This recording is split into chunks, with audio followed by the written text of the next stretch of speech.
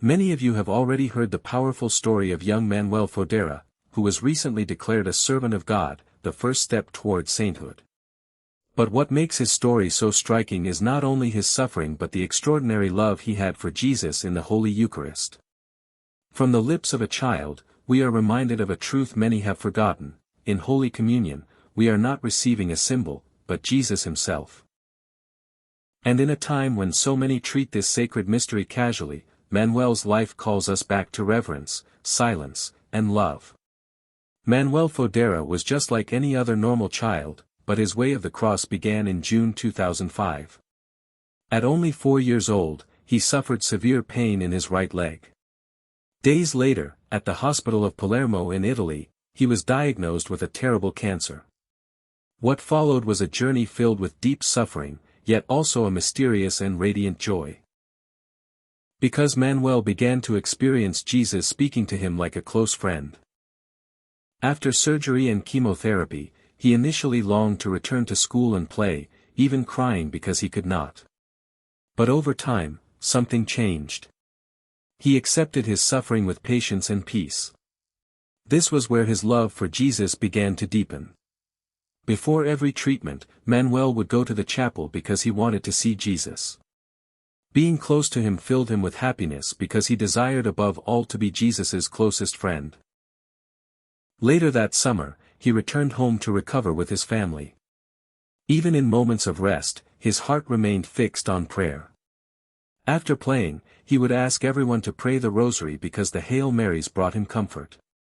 In pain, he would ask for it to be prayed because it made the pain go away. In fear, because it gave him strength and peace. As time passed, Our Lady became more alive to him and his love for her grew stronger each day. While in the hospital, the chaplain would bring communion to his mother. Manuel longed to receive Jesus too, but he was told he was too young.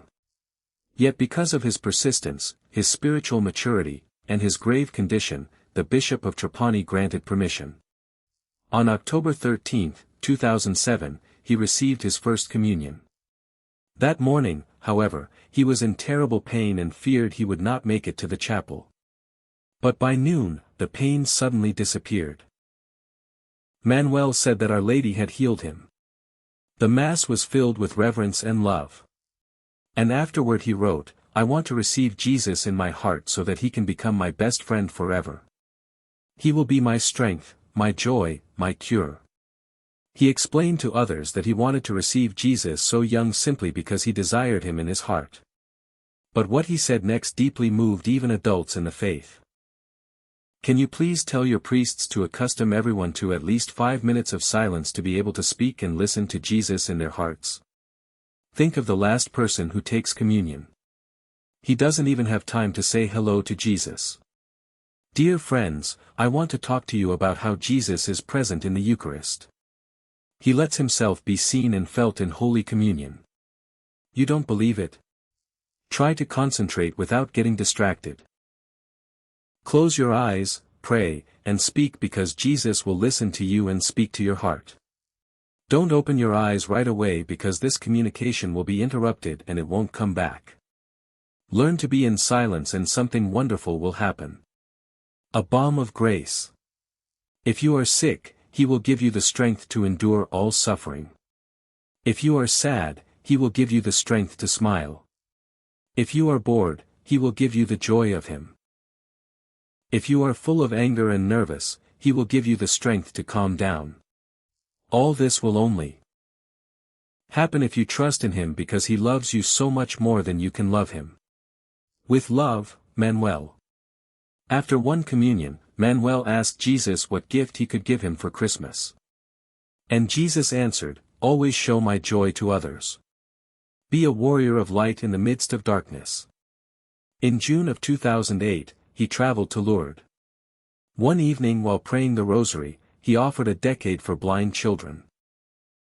No one understood why, but later it was discovered that a blind child from another group had regained sight. In August of that same year, Manuel received confirmation, and the grace he received only deepened his joy. The Eucharist, which he called a balm of grace, made his suffering appear filled with light. When asked if Jesus spoke to him like an apparition, Manuel explained that he heard him in his heart. After one communion, Jesus said to him, "Manuel, your heart is not your own. It's mine, and I live in you." When he asked what this meant, the only explanation given was the words of St. Paul, "Yet I live, no longer I, but Christ lives in me." Jesus gave me suffering because he needs suffering united to him to save the world. Jesus called me warrior of light to conquer the evil and darkness of the world. Mom, are there really people who don't love Jesus? We should bring the greatest possible number of souls to him. To love Jesus, you should pray a lot, work hard, study, and offer sacrifices to him. For example, you don't want to eat pasta with zucchini, but you eat it anyway and offer it up out of love for Jesus. Even as his body weakened, people were drawn to the peace and joy he radiated. Priests who visited him would hear him saying, "I love you. I pray for you."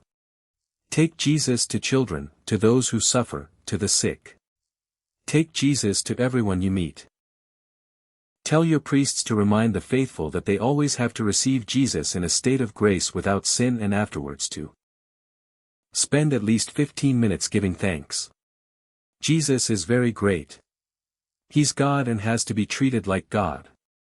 Though he was urged to take painkillers, Manuel once said, "I want to wait a little longer before I take medicine because Jesus needs my suffering to save souls." On June 21, 2010, he celebrated his final birthday and said, "Jesus, let me see paradise, and it's a wonderful place, a beautiful banquet prepared by Jesus. Jesus told me that I would die when I was 9 and that now I should suffer a little for him. Afterwards, I will appear to Mom and my loved ones and I will be touched and embraced by them." In his final days, his heart continued to beat longer than expected, as if offering every last moment for others. He instructed his mother that on the day of his death, he should wear his first communion suit and rest his head on a Bible open to Jeremiah 17 verse 14, "Heal me, Lord, that I may be healed. Save me that I may be saved, for you are my praise." He asked that no one cry, but that they remain in prayer because his funeral would be a celebration of the feast he was about to enter in heaven. On July 20, his final day on earth, he lay holding his rosary. Mass was celebrated in his room. After receiving communion, he whispered, "I have finished." And 2 months before his death, in the midst of great suffering, he told his mother, "You're my only true witness. You'll have to write a lot of books about me so that everyone can come to know my story." Servant of God, Manuel Fodera, pray for us.